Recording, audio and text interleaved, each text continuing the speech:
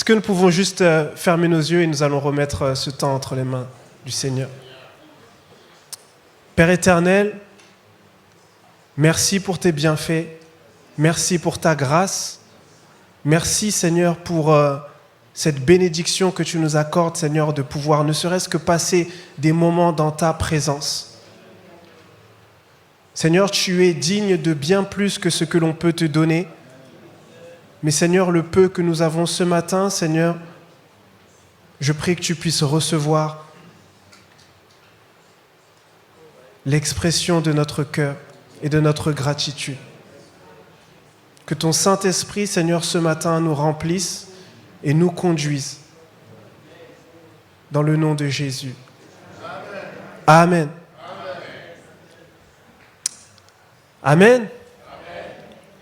Alors ce matin, pas d'annonce spécifique, donc nous allons aller directement dans la parole de Dieu.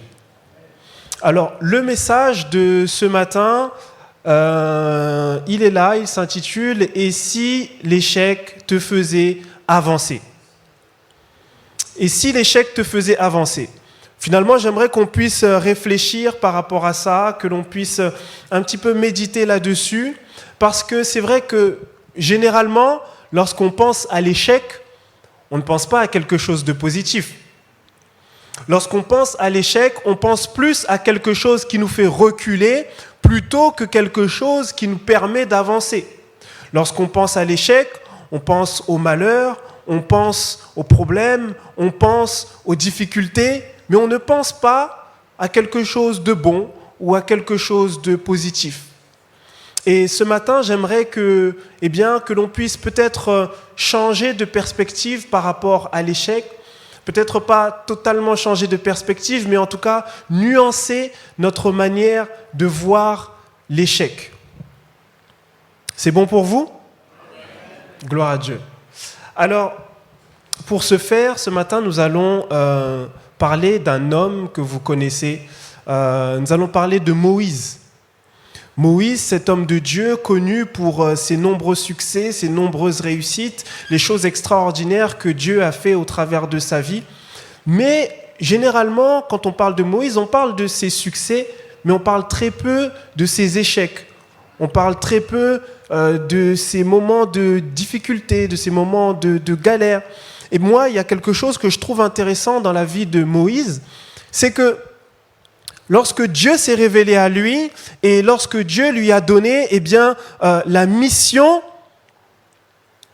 qu'il voulait qu'il puisse réaliser, Moïse, vous savez, est-ce qu'il a accepté directement? Il n'a pas accepté directement. Pourquoi il n'a pas accepté directement, Moïse?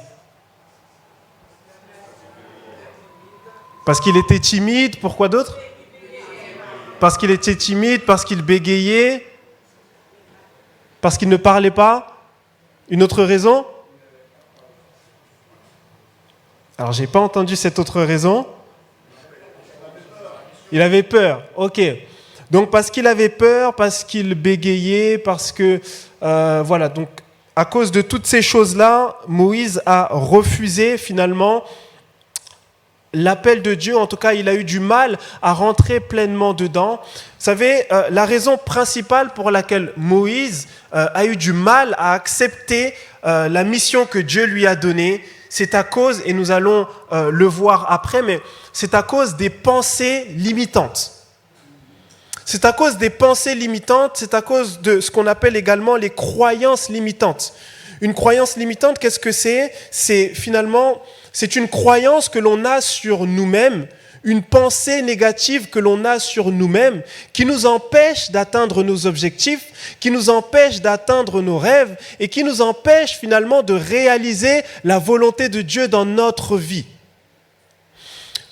Dieu va dire à Moïse, voilà, je veux que tu sois le libérateur du peuple, je veux que tu ailles devant Pharaon, je veux que tu fasses ci, je veux que tu fasses ça. Et Moïse va dire dans Exode 3:11, il va dire à Dieu, mais qui suis-je, moi, pour aller vers Pharaon et pour faire sortir d'Égypte les enfants d'Israël? Finalement, moi, qui suis-je? Qui je suis, moi, pour faire une chose pareille? Vous voyez, Moïse avait dans sa tête, il avait une limitation. Il ne se sentait pas capable de faire une telle chose. Il était limité dans ses pensées, il était limité dans la croyance qu'il avait en lui-même. Eh bien, nous autres également, nous pouvons développer dans notre vie des pensées limitantes. Certaines pensées que nous avons, que nous entretenons et qui nous empêchent également d'atteindre nos objectifs, qui nous empêchent également de faire la volonté de Dieu, qui nous empêchent également parfois d'arriver à réaliser nos rêves. Et la question qu'on va se poser, c'est, mais ces pensées, d'où est-ce qu'elles viennent finalement ? D'où est-ce qu'elles viennent, ces pensées limitantes ? Parce qu'on se dit comme ça, oui, ces pensées viennent du diable, ces pensées viennent du mal, mais de manière concrète, d'où est-ce qu'elles viennent ces pensées ? Généralement, les pensées limitantes, elles peuvent venir des expériences qu'on a vécues dans le passé. Elles peuvent venir des traumatismes que l'on a eus dans le passé. Et en tant qu'enfant de Dieu, certaines des pensées limitantes que nous avons aussi peuvent venir d'une mauvaise compréhension ou d'une mauvaise interprétation de la parole de Dieu. Si moi, aujourd'hui, je pense que Dieu est un Dieu dur, c'est un Dieu méchant, c'est un Dieu qui punit, c'est un Dieu... lorsque je vais pécher ou lorsque je vais poser une action qui n'est pas bonne, tout de suite dans ma tête, je ne vais pas revenir vers Dieu. Parce que je vais me dire, si je reviens vers Dieu, Dieu va me punir, il va me condamner, il va faire ci, il va faire ça. Et alors, il y a cette pensée qui va me limiter. Et au lieu de revenir vers mon Père, qui lui, en vérité, il est plein de grâce et plein de bonté, lent à la colère, moi, je vais me limiter et je ne vais pas retourner vers le Seigneur. Quelqu'un me suit ? C'est la raison pour laquelle, en tant qu'enfant de Dieu, nous devons chercher à grandir dans la connaissance de la parole de Dieu. Lire la Bible, c'est une bonne chose, mais nous devons chercher à grandir dans la connaissance de la parole de Dieu.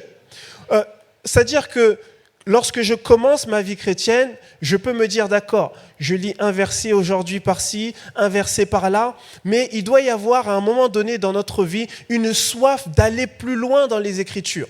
Il doit y avoir un désir de connaître, de comprendre davantage la parole de Dieu.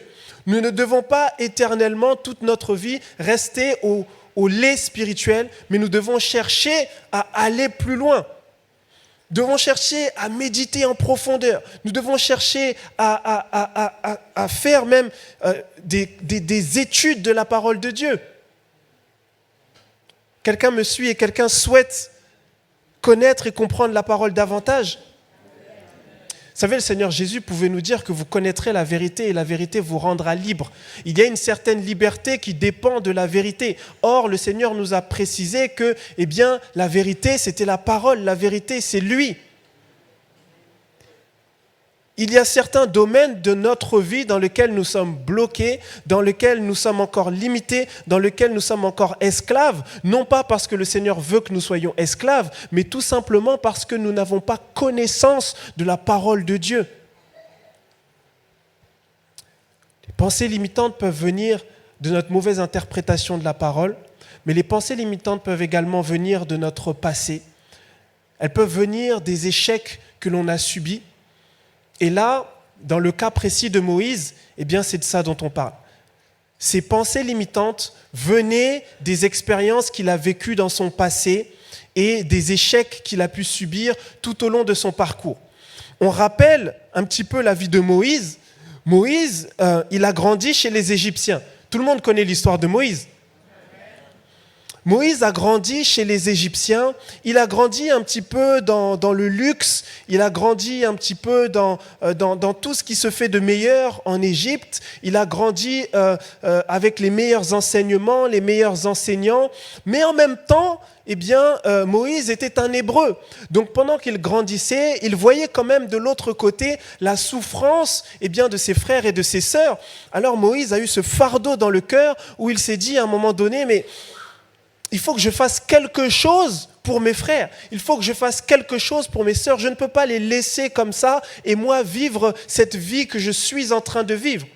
Moïse était destiné à devenir un haut responsable égyptien, mais pourtant, Moïse, eh bien, comme il avait ce fardeau dans le cœur, un jour, il a vu une injustice être faite à un de ses frères hébreux. Il a décidé d'intervenir et dans son intervention, eh bien, il a tué un Égyptien pour défendre un de ses frères. Il a tué un Égyptien. Moïse savait que ce qu'il venait de faire, ce n'était pas forcément bien, que c'était chaud. Mais lui, dans sa justice, il se disait, ok, c'est une bonne chose parce que petit à petit, on avance bien, dans la libération, finalement, du peuple de Dieu. Il était convaincu que ce qu'il avait fait, c'était une bonne chose et que ce qu'il avait fait servait le peuple, servait les Hébreux. Il a tué cet Égyptien. Le lendemain, il est revenu. Il a vu 2 de ses frères en train de se disputer et il leur dit « Mais pourquoi vous faites ça? Vous êtes du même peuple, ne vous disputez pas. » Et lui qui s'attendait à être reçu convenablement parce qu'il avait hier pris des risques pour ce peuple-là, eh bien, il est tombé des nues parce que ce même peuple, ces mêmes personnes pour qui il a été prêt à commettre un meurtre, eh bien, ces mêmes personnes, eh bien, l'ont rejeté. Et ces mêmes personnes lui ont dit, mais finalement, pour qui tu te prends? Pour qui tu te prends? Tu vas faire comme tu as fait hier, tu vas nous tuer également, pour qui tu te prends? Personne ne t'a établi chef sur nous, tu n'es pas notre chef, tu n'es pas notre libérateur, tu n'es personne. Et finalement, Moïse, il a été comme traumatisé par ces paroles. Parce que lui qui croyait avoir fait quelque chose de bien, eh bien finalement, il a été rejeté par sa propre maison finalement. Donc Moïse, il a été obligé de fuir loin de l'Égypte. Et lorsqu'on regarde bien, là pour Moïse, c'est un échec. Moïse qui voulait servir son peuple, eh bien, il a été obligé de fuir à cause de son peuple. Pour lui, c'est un échec. Moïse qui a grandi dans la maison finalement de Pharaon et qui était destiné à devenir un haut responsable égyptien, là, il se retrouve obligé de fuir. Là aussi, c'est un échec. Moïse a subi un double échec. Et lorsqu'il part, on nous dit simplement que après, il va entendre Dieu lors de l'épisode du buisson ardent, mais entre-temps, il s'est passé 40 années, 40 longues années, pendant lesquelles il a eu le temps de réfléchir, pendant lesquelles il a eu le temps de se poser des questions, de se dire, mais qu'est-ce que j'ai mal fait? Pourquoi est-ce qu'ils m'ont rejeté? Pourquoi ils ne m'ont pas accueilli? Mince, alors peut-être que ce n'est pas moi qui suis censé les aider, peut-être que.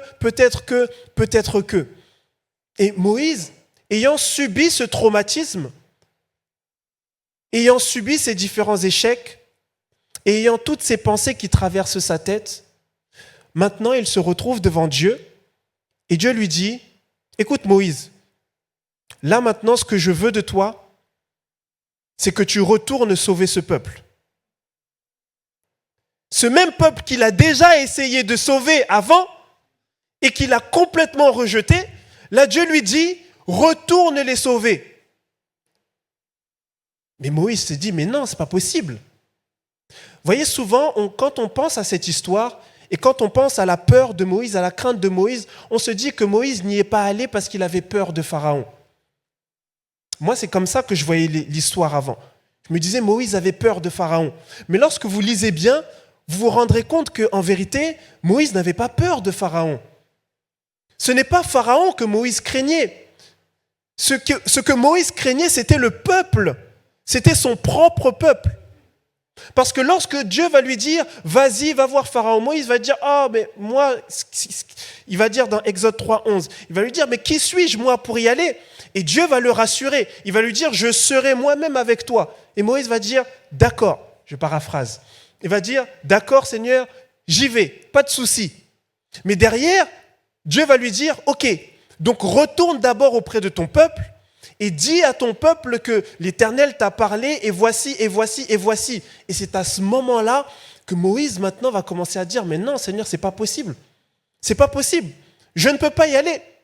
Et Dieu va le rassurer, mais malgré que Dieu le rassure, il va dire, non, moi je ne peux pas y aller. C'est pas possible, ce n'est pas possible, ce n'est pas possible. Et il va tellement insister, mais que Dieu, à un moment donné, va être obligé de dire, écoute, il y a Aaron qui arrive vers toi, Aaron va aller vers le peuple. Parce que Moïse était tétanisé à l'idée de retourner voir le peuple. Parce qu'il avait subi cet échec auprès du peuple, alors il ne voulait plus retourner là-bas. Et de la même manière, vous voyez, nous aussi, il y a certaines expériences que nous avons eues dans notre vie qui inconsciemment aujourd'hui dictent notre manière de vivre, notre manière de faire et notre manière d'agir. Nous nous en rendons pas forcément compte, mais eh bien, il y a des pensées limitantes qui se sont installées dans notre tête et qui aujourd'hui nous empêchent de réaliser certaines choses. Et c'est la raison pour laquelle nous avons besoin de nous poser et de voir finalement qu'est-ce qui s'est passé dans ma vie et qu'est-ce qui a encore de l'impact sur moi aujourd'hui. Et Seigneur, qu'est-ce que nous devons couper pour commencer à avancer? Les pensées limitantes, les experts l'ont séparé en trois parties. Il y a trois types de pensées limitantes. La première, c'est la pensée du désespoir. C'est lorsqu'on a la conviction dans le cœur que l'objectif que l'on veut atteindre, il est impossible à atteindre. C'est impossible. Exactement comme Moïse, il se disait, mais c'est pas possible. C'est impossible, c'est trop grand, c'est trop fort, je ne peux pas. Lorsqu'on a cette conviction dans le cœur, on se dit, mais ça ne marchera pas. On se dit, mais moi, je ne vais jamais avoir, peut-être, on a peur de rentrer dans les études parce qu'on se dit, pour moi, le master, c'est impossible. Pour moi, les études, c'est impossible. Pour moi, telle entreprise, c'est impossible. Et on se limite. Il y a la pensée de l'absence de valeur, le sentiment de se dire « Ah, je ne mérite pas le succès ou je ne mérite pas le bonheur. Je ne mérite pas ces choses-là. Moi, je ne suis pas assez bon pour aller là-bas. Moi, je ne suis pas assez bon pour faire ça. Moi, je ne suis pas assez bon pour être avec telle personne. » Eh bien, ça aussi, ce sont des pensées limitantes qui nous bloquent finalement, qui nous pénalisent. Et il y a la pensée de l'impuissance. L'impuissance, c'est la croyance que nous n'avons pas les capacités nécessaires pour réussir. Mais c'est une croyance que nous avons dans notre tête qui n'est pas forcément vraie, mais qui nous limite. Et c'était le cas de Moïse. Vous savez, tout à l'heure, vous avez dit, Moïse n'est pas allé vers Pharaon parce que Moïse bégayait. Et moi, depuis que je suis tout petit, depuis que je fréquente l'église, depuis que je connais l'histoire de Moïse, depuis qu'on me parle de l'histoire de Moïse, moi, j'ai toujours eu dans ma tête le fait que Moïse bégayait. Je me suis toujours dit ça, Moïse bégayait. Mais lorsque vous lisez les Écritures, en vrai, on ne nous dit jamais explicitement que Moïse bégayait. Il ne nous est jamais dit explicitement dans la parole de Dieu que Moïse bégayait. C'est quelque chose que nous avons accepté dans notre tradition chrétienne et que nous propageons, que nous enseignons, mais la parole de Dieu ne nous dit pas que Moïse bégayait. Moïse va donner cette excuse à Dieu. Il va lui dire, je ne peux pas y aller parce que j'ai la langue lourde et j'ai du mal à m'exprimer. Mais il n'est pas ici en train de dire qu'il bégaye forcément. Et la description que la parole de Dieu nous fait de Moïse, ce n'est pas une description de quelqu'un qui bégaye. On nous dit dans Acte 7 au verset 22 que Moïse a été formé avec toute la sagesse des Égyptiens. Il était puissant en parole et puissant en acte. Quelqu'un de puissant en parole, ce n'est pas quelqu'un qui bégaye. Quelqu'un de puissant en parole, ici on est en train de nous dire que Moïse, il était éloquent.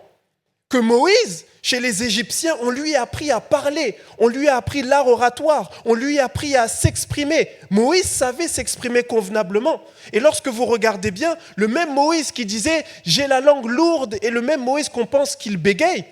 Mais plus jamais dans l'histoire de Moïse, on a entendu que la parole était pour lui une difficulté. Pourtant, il a parlé au peuple à de nombreuses reprises. Il a parlé à Pharaon, il s'est exprimé plusieurs fois. Il s'est mis en colère même plusieurs fois. Mais la parole n'a jamais été un problème pour lui. Vous voyez, ici, on nous fait comprendre une chose. Moïse a grandi chez les Égyptiens.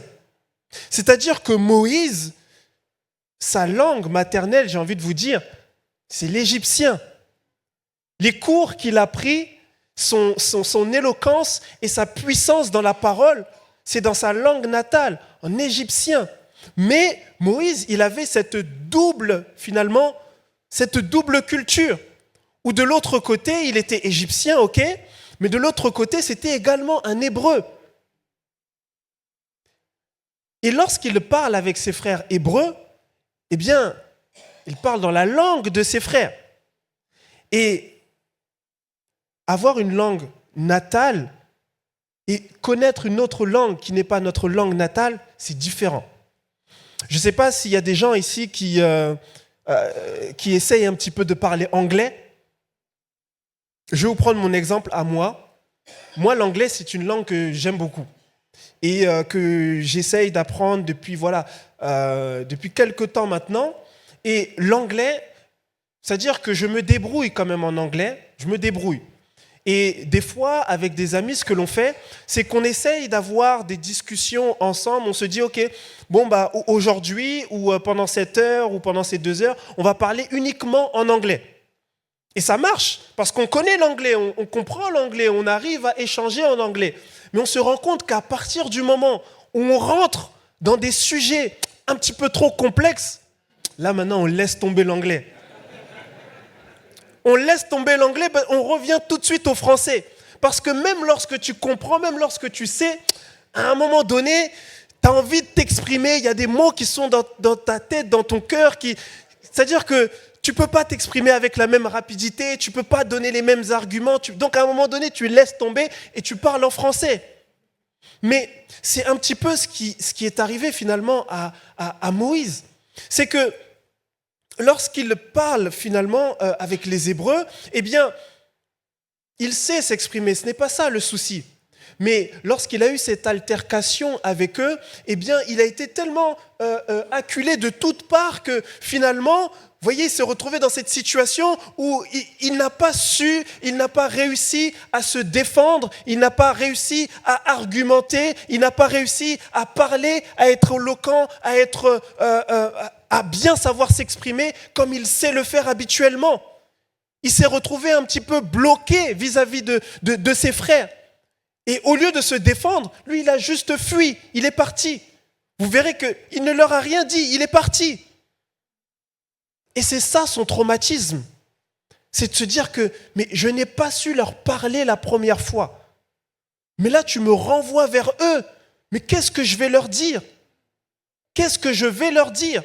Et que lorsque vous relisez les Écritures, vous allez voir que, relisez Exode, vous allez voir que lorsque Dieu donne Aaron à Moïse, il ne donne pas Aaron pour aller voir Pharaon.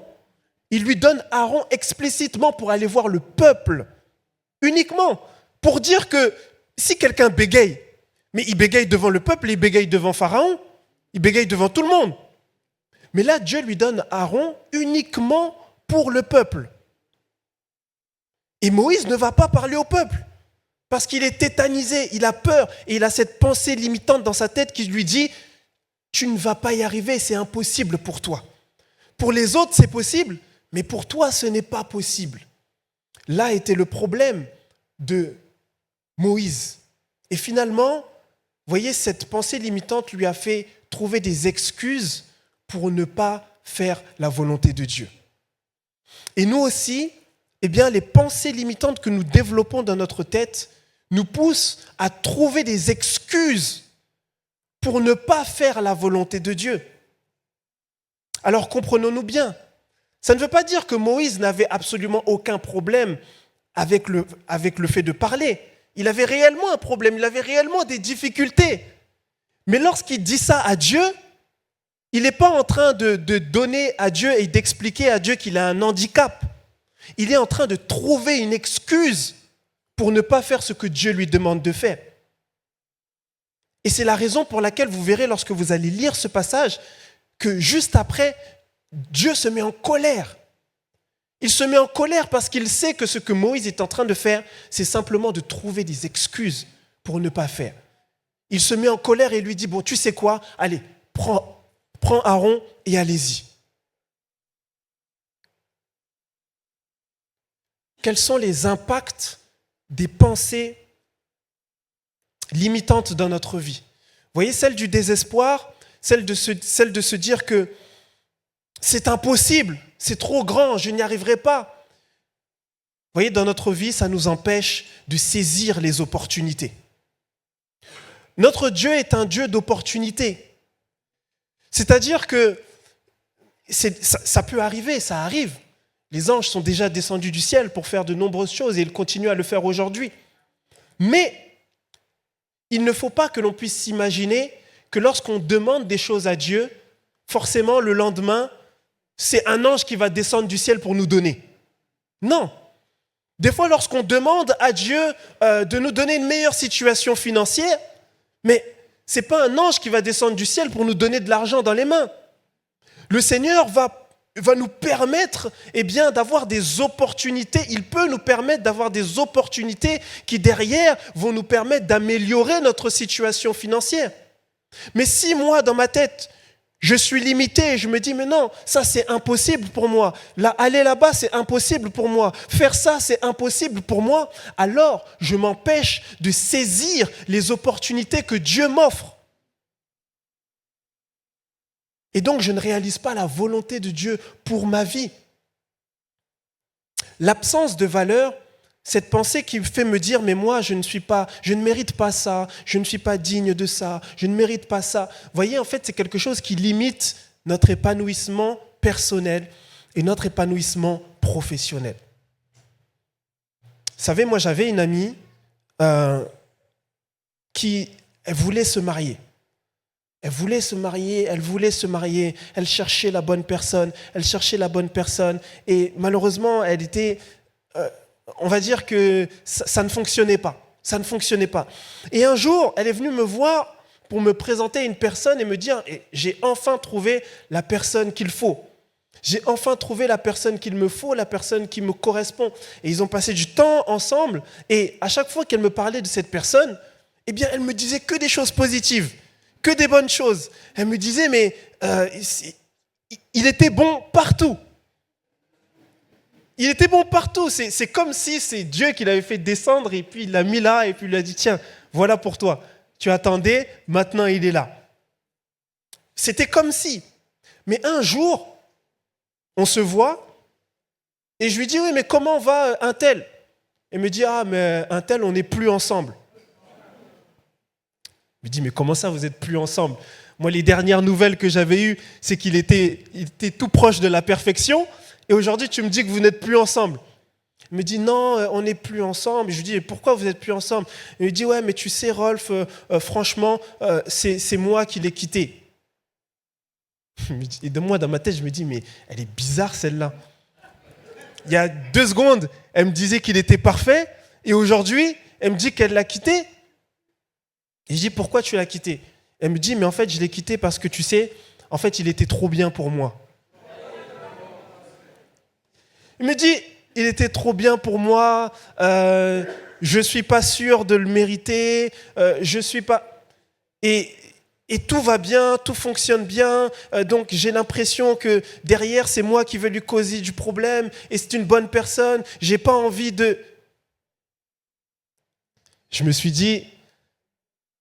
Comme c'était mon ami, je lui ai dit autre chose. Mais ça va rester entre elle et moi. Mais en tout cas, ce que j'ai gardé de cette histoire, c'est que je me suis dit, mince, elle est passée à côté d'un épanouissement personnel, elle est passée à côté de son bonheur, elle est passée à côté de sa vie, pas parce que Dieu lui a dit, laisse tomber cette personne. Si Dieu te dit, laisse tomber, même s'il a l'air d'être parfait, laisse tomber. Mais Dieu ne lui a rien dit du tout. Et elle-même, elle décide de le laisser alors qu'il correspond à tous les critères qu'elle s'était fixés, simplement parce qu'elle-même se disait, elle-même ne connaissait pas sa valeur. Et elle-même se dégradait et elle se disait, comme lui, c'est un garçon de haute valeur, moi je ne le mérite pas. Et donc elle-même s'est auto-disqualifiée. Vous comprenez? Et les pensées limitantes, c'est ce qu'elles font. Parce que lorsqu'on est là, tout va bien. Mais lorsqu'on rentre chez nous maintenant le soir, on réfléchit, on se dit, mais en vrai, est-ce que moi je suis digne de ça? Est-ce que moi je suis digne de la parole de Dieu? Est-ce que moi je suis digne de la présence de Dieu? Est-ce que moi je suis digne d'avoir ce travail? Est-ce que moi je suis digne de... Est-ce que... Et ça tourne dans notre tête. Et à la fin, on finit par ne pas faire ce que l'on devait faire. On finit par ne pas aller là où on devait aller. Et on finit par laisser tomber ce que Dieu voulait. Parce que on a des pensées limitantes. Vous savez que des fois, on ne vient pas à l'église à cause de nos pensées limitantes. Et le diable se joue de ça. Alors lui aussi, il appuie, il nous redonne d'autres pensées, il appuie. Des fois, on ne vient pas à l'église parce qu'on se dit, ah, moi j'ai péché aujourd'hui. Franchement, non, je ne peux pas aller à l'église, je ne peux pas voir les frères, je ne peux pas. Mais qui t'empêche? Qui t'empêche? Le Seigneur Jésus-Christ est mort à la croix alors que nous étions encore pécheurs. Mais toi, tu ne vas pas aller à l'église parce qu'un autre frère est là ou une autre sœur est là. Mais l'église, c'est pour les pécheurs. Est-ce que vous savez ça? L'église, c'est pour les pécheurs. Il n'y en a pas un ici parmi nous qui est parfait et qui peut pointer du doigt son frère parce que hier, il a péché. En tout cas, moi, je ne peux pas. Voyez l'impuissance, c'est une pensée qui génère chez nous de la procrastination et du doute. Des fois, on est plein de bonne volonté, on veut faire plein de choses, on veut aller partout, c'est-à-dire que dans notre tête, dans notre pensée, dans notre réflexion, on a déjà tous les plans. Mais dans la vie réelle, on ne fait rien. On ne fait rien. C'est-à-dire qu'à nous écouter réfléchir, on est déjà riche. Mais dans la vraie vie, on ne fait rien. Tous les jours, tout ce qu'on fait, c'est juste continuer à parler. Ah oui, moi. Mais dans la réalité, on ne fait rien. Et des fois, inconsciemment, on ne fait rien parce qu'il y a une petite pensée qui est là dans notre tête et qui nous limite, qui nous dit, mais dans tous les cas, tu vas faire ça, ça ne va pas marcher.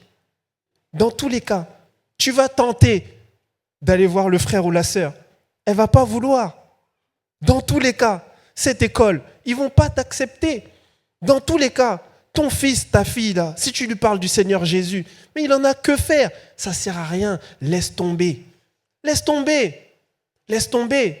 Dans tous les cas, qu'est-ce que tu vas aller évangéliser à je ne sais pas où? Mais ils n'en ont rien à faire du Seigneur Jésus.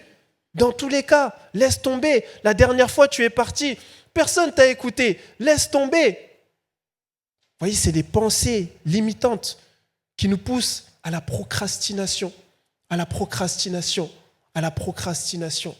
Et lorsqu'on lit la parole de Dieu, on se rend compte que la procrastination n'est pas de Dieu. Elle n'est pas de Dieu. Et lorsqu'on est dans ce schéma-là, on doit se poser et dire, mais Seigneur, pourquoi est-ce que je suis là? Qu'est-ce qui se passe? Voyez comment surmonter les pensées limitantes. Il faut connaître déjà ces pensées-là. Il faut les reconnaître. Et il faut être en mesure de les contrer. En tant qu'enfant de Dieu, on a une puissance qui s'appelle la parole de Dieu. On a une puissance qui s'appelle la parole de Dieu. Et la parole de Dieu est bien plus puissante, bien plus forte, bien plus imposante et elle a bien plus d'autorité que toutes les pensées qui peuvent envahir notre tête. La parole de Dieu est bien plus puissante que tout ça. Et la Bible, elle nous dit quoi? Le Seigneur nous dit, résiste au mal et il fuira loin de toi. Résiste au mal et il fuira loin de toi. Tu ne peux pas accepter une pensée limitante qui te pollue le cerveau. Tu ne peux pas. Mais comment te battre contre ça? Eh bien, c'est avec la parole de Dieu. C'est avec la parole de Dieu. C'est pour ça que le Seigneur pouvait insister et dire que l'homme ne vivra pas de pain seulement, mais de toute parole qui sort de la bouche de Dieu.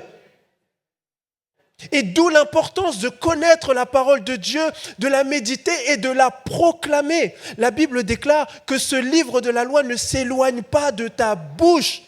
Mais pourquoi de ta bouche ? Vous savez, des fois, quand on lit la Bible de manière littérale comme ça, on peut se mettre à dormir et mettre la Bible proche de nous. Mais ce n'est pas ce que Dieu nous dit. Que ce livre de la loi ne s'éloigne pas de ta bouche, c'est-à-dire que tu dois la confesser. Les paroles qui sont dedans, tu dois les confesser. Lorsqu'il y a des pensées de désespoir qui viennent dans ta tête et qui te disent « mais ça c'est impossible, c'est impossible, c'est impossible », tu dis « non ».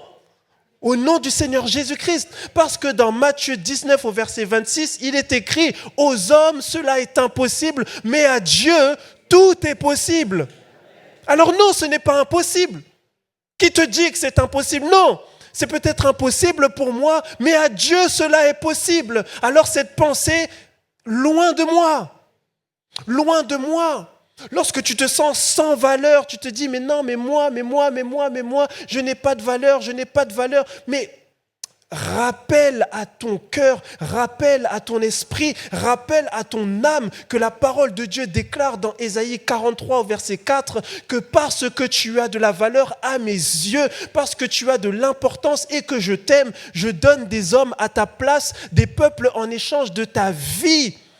Tu as de la valeur aux yeux de Dieu. Ta valeur ne dépend pas de ce que tu veux bien imaginer dans ta tête. Ta valeur ne dépend pas de ce que les gens disent de toi. Ta valeur ne dépend pas de ce que ta famille dit de toi. Ta valeur dépend de ce que Dieu dit de toi. Et il dit de toi qu'il te connaît depuis le ventre de ta mère. Vous imaginez ? Être assis dans son coin et laisser le diable polluer notre tête en nous disant que nous n'avons aucune valeur pour Dieu. Alors que ce même Dieu est descendu de son trône de gloire, il a accepté de venir sur la terre, il s'est fait humilier, on lui a craché dessus, on l'a amené à la mort pour toi. Et toi, tu penses que tu n'as pas de valeur auprès de ce Dieu-là ? Moi, juste moi-même, je ne vais pas aller mourir pour toi. Il faut qu'on soit vrai. On s'aime, mais je ne vais pas mourir pour toi. Il faut qu'on soit vrai. Des fois, dans l'église, on se ment. Oui, on va mourir. Si quelqu'un rentre ici, on va tous fuir. Il faut qu'on soit vrai. C'est pas moi qui va aller devant le monsieur avec son arme pour dire non. On va tous fuir. Que le Seigneur m'aide quand même à aller devant lui et à résister. Amen. Que le Seigneur m'aide quand même. Mais il faut qu'on soit réaliste.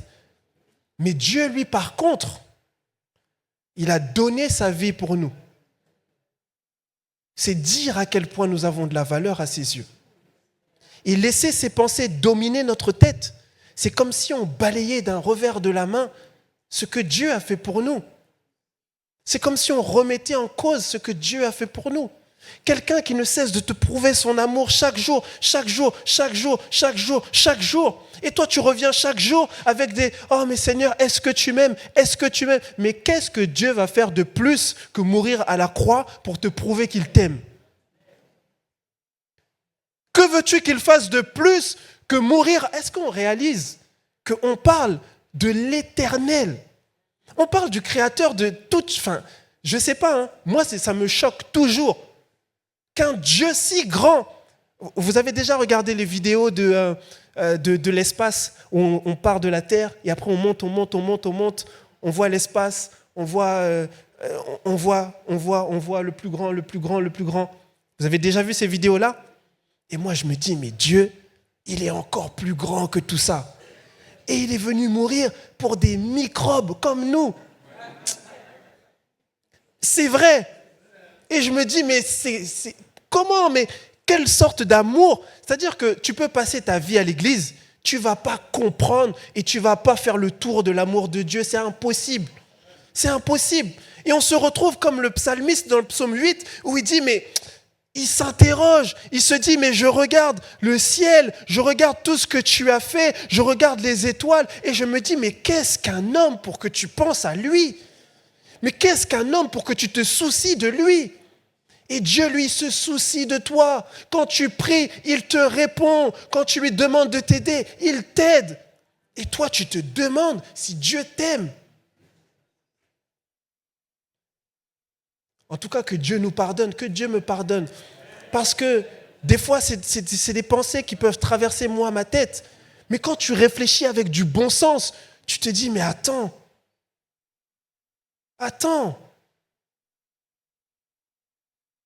La parole de Dieu, c'est cet outil avec lequel nous allons balayer toutes les pensées qui viennent dans notre tête. On a vu ça avec la Genèse jeudi dernier. Le Seigneur Jésus pouvait se lever devant Pierre et lui dire « Arrière de moi, Satan !» Parce que tes pensées ne sont pas les pensées de Dieu. Arrière de moi, Satan. Il ne parle pas à Pierre là. Il ne parle pas à Pierre. Et nous aussi, nous avons besoin de nous lever par moments. Et lorsque des pensées viennent, mais que nous savons pertinemment que cette pensée ne vient pas de Dieu, mais arrière de moi, Satan. Parce que cette pensée n'est pas la pensée de Dieu. Moi, je ne vais pas mourir. Je vais vivre et je vais raconter les merveilles de Dieu. Moi, je ne vais pas. Je ne vais pas. Non, ça ne va pas se passer comme ça. Moi, je suis un enfant de Dieu. Je serai la tête et non la queue. Nous devons proclamer ces choses. Mais comment proclamer la parole de Dieu quand on ne la connaît pas? Comment proclamer la parole de Dieu quand on ne la lit pas, quand on ne la médite pas, quand on ne passe pas du temps dedans? La parole de Dieu nous aide à surmonter ces pensées limitantes. Et j'ai commencé ce message en nous disant, mais que finalement, et si l'échec était pour nous un moyen d'avancer? Et là, finalement, j'ai passé tout mon temps à vous dire que l'échec, c'est ce qui nous amène des pensées limitantes. Donc finalement, ça nous fait reculer. Donc on va avancer un petit peu. Et j'aimerais dire que, voyez, l'échec, il faut qu'on puisse le voir différemment. Et qu'on puisse se dire aujourd'hui que l'échec, des fois, c'est un outil de Dieu. C'est un GPS spirituel. La parole de Dieu nous dit dans Romains 8 au verset 28 que nous savons en outre que Dieu fait concourir toutes choses au bien de ceux qu'il aime, au bien de ceux qui ont été appelés conformément au plan divin. Tout concourt à notre bien. Vous savez, moi, quand je roule, quand je vais à un endroit que je ne connais pas, souvent je mets le GPS. Je mets Waze en particulier. Et sur Waze, il y a un truc qui m'énerve plus que tout. C'est, vous savez, ce petit bruit quand quelqu'un utilise Waze. Ok, ceux qui utilisent Waze, vous allez comprendre l'exemple. Les autres, imaginez seulement. Sur Waze, lorsque tu te trompes de chemin, lorsque tu te trompes de trajectoire, de trajet, il y a un petit bruit là qui vient, clink, clink, clink. Je sais pas bien reproduire le bruit, mais il y a ce petit bruit là que vous connaissez. Et lorsque tu entends ce petit bruit, tu sais que c'est mort, je me suis trompé de chemin. Donc tu sais que là, ça t'a rajouté 5 minutes, ça t'a rajouté 10 minutes. Lorsque tu devais sortir là, mais que tu n'es pas sorti, clink, ça te met maintenant un autre itinéraire. Vous comprenez? Et moi, ce petit bruit-là, il m'énerve. Parce que moi, j'essaye de montrer aux gens que je conduis bien, que j'oublie rien. Et toi, tu es là, tu me mets le bruit clink. Et du coup, tout le monde sait dans la voiture que je me suis trompé de chemin. Et donc, moi, ça m'énerve. Mais en vrai, pendant que je préparais ce message, je me suis dit, mais en fait, Rolf, ça ne devrait pas t'énerver. C'est quelque chose qui est là, au contraire, c'est pour toi. Parce que si on enlevait ce bruit, tu vas te tromper, mais tu vas continuer dans ton erreur. Tu vas continuer, tu vas aller n'importe où, et au final, tu vas arriver partout, sauf là où tu devais aller à la base. Donc le fait que tu te sois trompé, c'est vrai, ça fait mal. Laissez-moi vous dire un peu. J'étais là, il y a le mois dernier, j'étais au Portugal. J'étais au Portugal et les routes du Portugal, c'est trop compliqué. Et vraiment, on roulait et c'est-à-dire que sur un même trajet, je me suis trompé au moins 4 fois. Au moins 4 fois, je me suis trompé de sortie. Je devais sortir là, je ne suis pas sorti. Ça m'a trop énervé parce qu'en plus, les gens qui étaient à côté de moi, ils faisaient des commentaires. Et donc moi, ça m'énervait trop. Ça m'énervait trop. Ah, Rolf, là quand même, c'est la 3e fois que tu rates. Et donc dans ma tête, je me disais, Seigneur, je ne sais pas si aujourd'hui ils ont envie de te rencontrer plus rapidement que prévu, mais apaise mon cœur en tout cas. Mais vous voyez, ce bruit-là, cette erreur, c'est un échec. Hein. Quand tu es censé partir là, mais que finalement toi tu pars là, c'est un échec. Mais cet échec-là, vous savez, c'est l'échec qui te remet sur le bon chemin. C'est l'échec qui te remet sur le bon chemin. Et des fois, l'échec, c'est l'outil que Dieu utilise pour nous remettre sur notre bon chemin.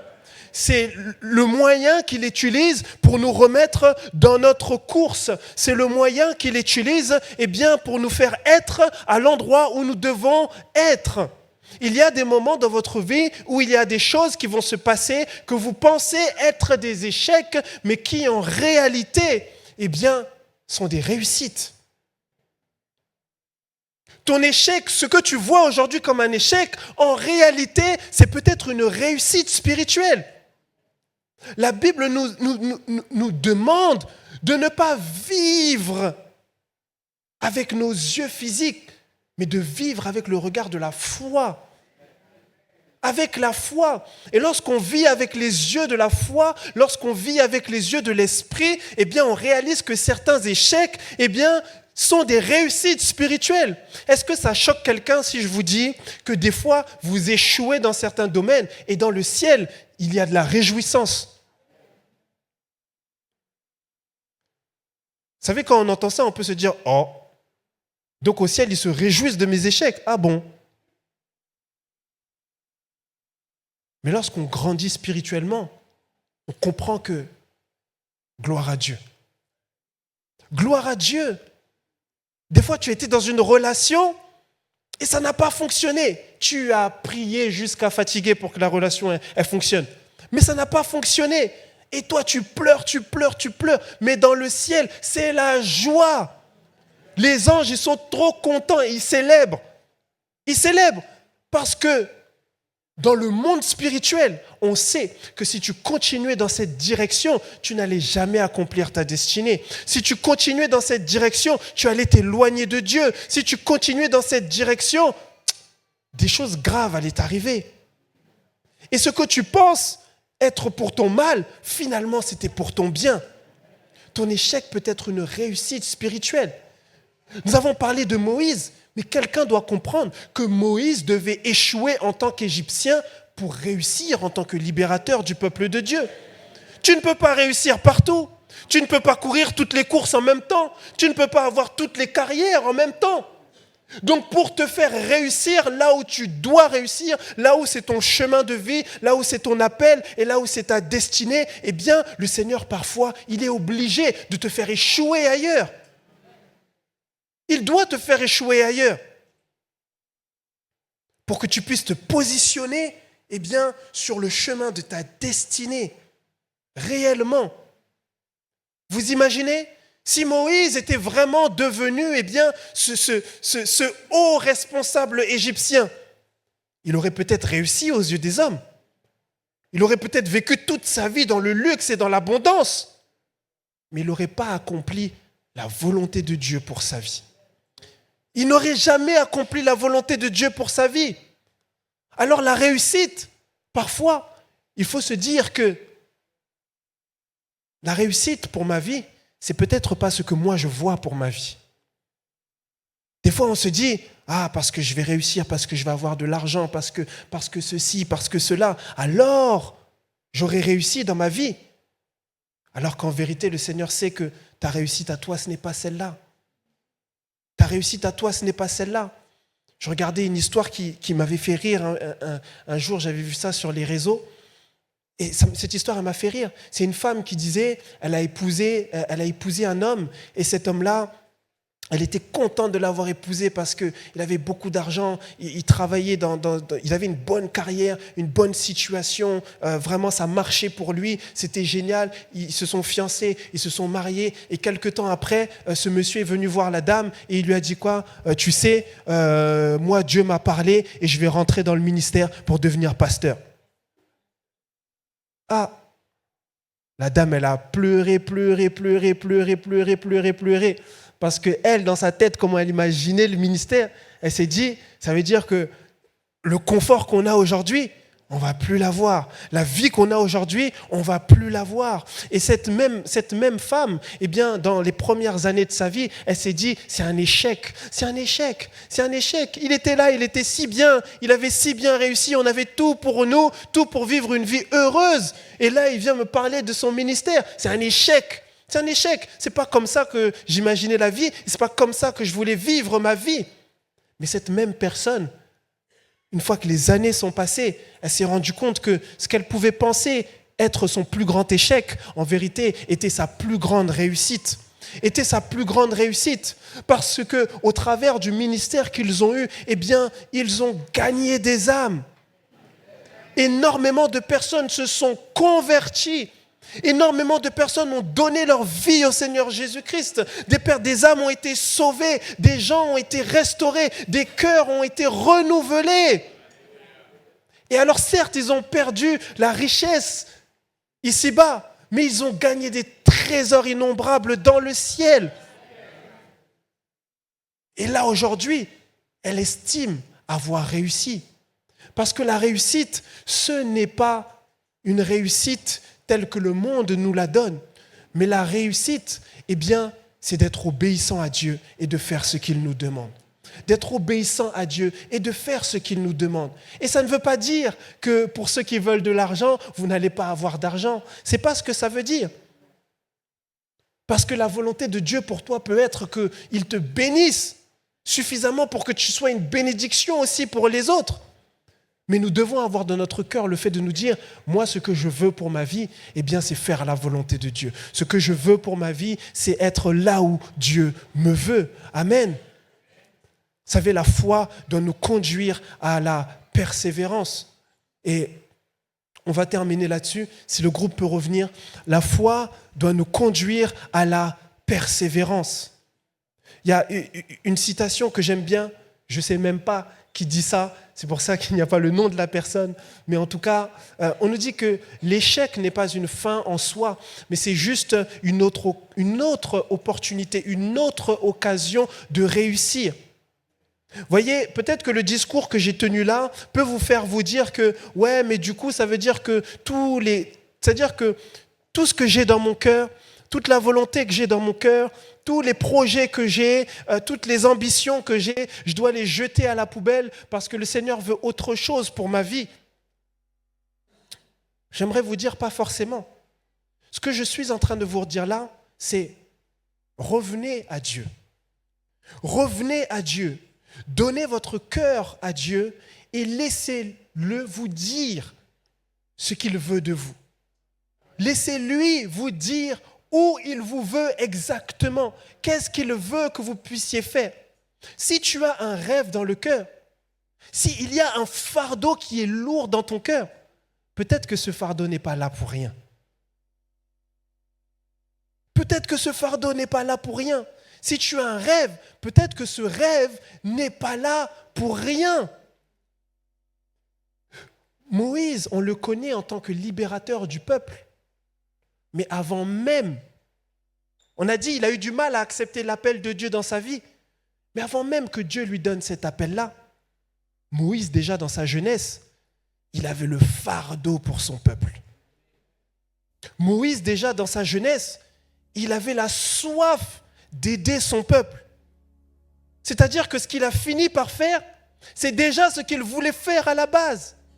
Mais c'est juste qu'il s'y prenait mal. C'est juste qu'il faisait les choses à sa manière. Il faisait les choses à sa propre sauce. Et Dieu lui a dit non, calme-toi. Ce que tu veux là, c'est ce que je veux aussi. C'est ce que je veux aussi. Quand on dit que l'Éternel regarde au cœur, c'est pas pour rien. Il regarde au cœur. Si toi dans ton fardeau, si toi dans ton cœur, il n'y a aucun fardeau pour la jeunesse, il n'y a rien. Tu t'en fous de la jeunesse, mais c'est pas toi que le Seigneur va prendre pour aller faire des grandes choses avec la jeunesse. Il va prendre quelqu'un qui se soucie de la jeunesse. Quelqu'un qui a une lourdeur dans son cœur pour la jeunesse. Si toi, tu t'en fous des gens qui sont autour de toi, c'est pas toi que le Seigneur va regarder pour aller gagner une multitude d'âmes. Non, le Seigneur... Vous savez, lorsque Dieu a laissé tomber Saül, vous connaissez cette histoire? Lorsqu'il a laissé tomber Saül, le prophète Samuel s'accrochait, mais Dieu lui a dit, mais laisse tomber, je l'ai déjà laissé, laisse tomber. Et la parole de Dieu nous dit que Dieu a dit à Samuel à ce moment-là, il lui a dit, écoute, va là-bas parce que j'ai vu là-bas. C'est-à-dire que là-bas, j'ai vu quelqu'un qui correspond à la destinée que je veux. J'ai vu là-bas quelqu'un qui a le cœur pour être ce roi que moi je veux. C'est-à-dire que je l'ai vu, j'ai vu son cœur. Moi, je ne regarde pas comment il est grand, comment il est costaud, comment il est petit, comment il a de l'argent, comment il s'exprime. Non, mais j'ai vu son cœur. Et j'ai vu que dans son cœur, il y a la crainte de Dieu. Et j'ai vu que dans son cœur, il y a le respect, il y a l'obéissance, il y a toutes ces choses-là. Alors le cœur qu'il a le qualifie pour ce projet que moi j'ai. Alors lorsqu'on prie et qu'on dit à Dieu, mais Seigneur, donne-moi ci, Seigneur, donne-moi ça, Seigneur, donne-moi ci, est-ce que tu as le cœur pour recevoir cette chose? Est-ce que tu as le cœur pour recevoir cette chose? Lorsqu'on dit Seigneur, envoie-moi, est-ce que tu as le cœur pour être envoyé? C'est la raison pour laquelle la Bible nous dit que ce que Dieu veut changer en premier chez nous, c'est notre cœur. Parce que tant que ton cœur n'est pas renouvelé, tant que ton cœur n'est pas restauré, tant que ton cœur n'est pas changé, Dieu ne va pas t'envoyer. Et s'il doit passer 10 ans, 20 ans, 30 ans sur toi pour que ton cœur change, tu vas attendre pendant 10 ans, 20 ans, 30 ans avant d'entrer pleinement dans ce que Dieu veut faire pour toi. Parce que la priorité de Dieu, ce n'est pas de te bénir, mais la priorité de Dieu, c'est de te transformer. Parce que la priorité de Dieu, c'est qu'après cette bénédiction, que tu sois sauvé pour l'éternité. C'est ça sa priorité. Sa priorité, c'est pas juste de te bénir et qu'ensuite tu perdes cette bénédiction et qu'en plus de ça, tu t'éloignes de lui. Non, sa priorité, c'est que tu sois avec lui pour toujours. Alors si quelqu'un dans ce lieu, on peut se tenir debout s'il vous plaît pour terminer. Si quelqu'un dans ce lieu a un fardeau dans son cœur, si quelqu'un dans ce lieu Dieu a mis un rêve à l'intérieur de ton cœur, j'aimerais t'encourager ce matin à persévérer. Tu peux attendre 5 ans, 10 ans, 20 ans, 30 ans, mais ce que le Seigneur veut faire au travers de toi, il va le faire. Ce que le Seigneur a déclaré, a décrété, ses projets, il va les réaliser, il va les accomplir, il va t'emmener dans les lieux où tu dois être. Il va faire de ta vie ce qu'elle doit être. Mais abandonne-toi à l'Éternel. Abandonne-toi à lui. Abandonne-toi à lui. Et commence à te mettre dans une posture de quelqu'un qui avance et de quelqu'un qui s'attend à Dieu.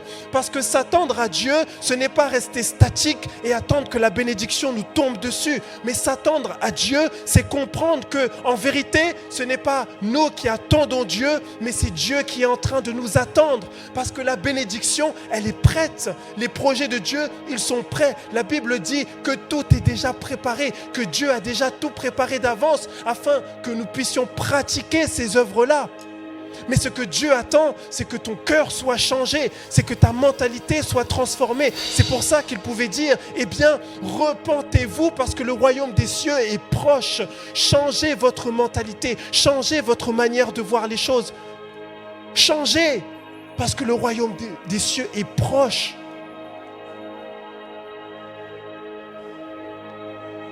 Ce matin, nous allons élever la voix tous ensemble. Nous allons élever la voix tous ensemble. Nous allons dire, Seigneur, c'est vrai. Nous réalisons que le Seigneur a des plans, il a des projets, il a une ambition, il a une volonté, il a un rêve pour chacun d'entre nous. Chacun d'entre nous. Mais le Seigneur attend que tu sois cette personne qu'il veut que tu sois. Le Seigneur t'attend toi. Arrête d'attendre Dieu. Tu vas l'attendre trop longtemps. Le Seigneur t'attend toi. C'est toi qui l'attends. Est-ce qu'on peut élever notre voix? Non pas pour dire Seigneur, amène-moi dans ma destinée. Seigneur, fais de moi ce que je dois devenir. Non, mais élevons notre voix pour dire à Dieu, Seigneur, je suis prêt. Change-moi, transforme-moi. Fais de moi cette personne que tu veux que je sois.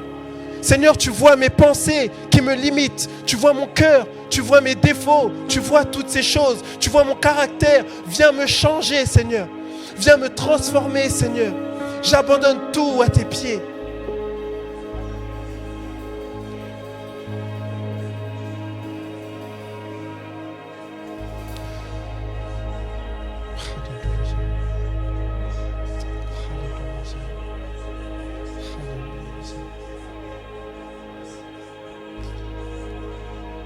Mon Père éternel de gloire, nous te disons merci Seigneur, tu es un Dieu si merveilleux.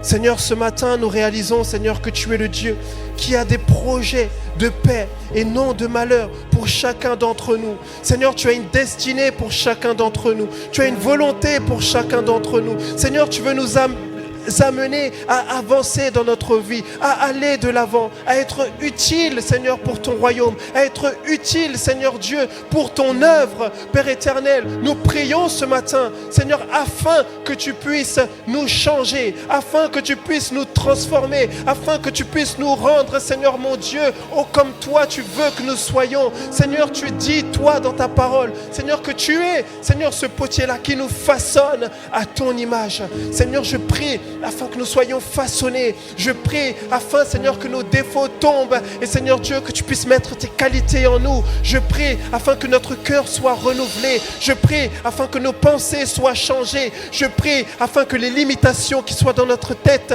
Seigneur, sautent. Je prie, mon Dieu, afin que celui qui ne se sent pas capable ce matin comprenne que tu es l'Éternel et qu'en toi nous avons toutes les capacités. Je prie, Seigneur mon Dieu, pour que des réveils personnels aient lieu ce matin. Je prie, Seigneur mon Dieu, pour que notre perspective de l'échec puisse changer, que nous puissions réaliser, Seigneur, que, Seigneur, tu fermes des portes parce que tu en as de meilleures pour nous. Béni soit ton saint nom, Seigneur. Continue à nous parler ce matin, dans le nom de Jésus-Christ. Amen. Merci de nous avoir suivis. Si tu as apprécié être avec nous, n'oublie pas de liker et de partager sur les réseaux. Nous proposons chaque dimanche 2 célébrations. Viens nous rejoindre, nous serons heureux de t'accueillir. À la Pépinière, tous les âges sont représentés. Viens booster ta foi au contact de ta génération. Besoin d'un rendez-vous? Nos pasteurs se tiennent à ta disposition.